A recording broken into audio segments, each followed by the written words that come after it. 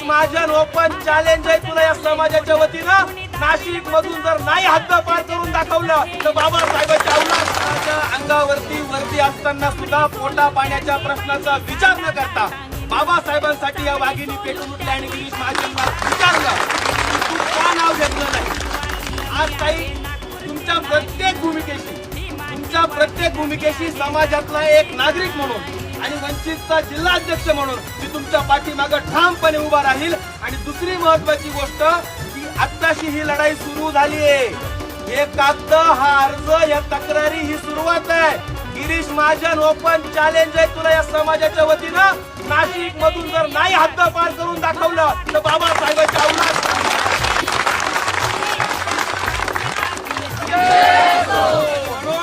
या लढाईला ताईंच्या पाठीमागे आपण सर्व समर्थपणे उभं राहू.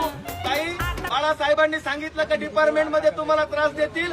उद्या तुमच्या त्या निर्मल साहेबांची भेट आम्ही घेऊ आणि सांगू की आमची बहीण तिथं काम करते. तिच्या केसाला जरी धक्का लागला, बदली करायचा प्रयत्न केला तर आमच्या रोषाला तुम्हाला सामोरं जावं लागेल.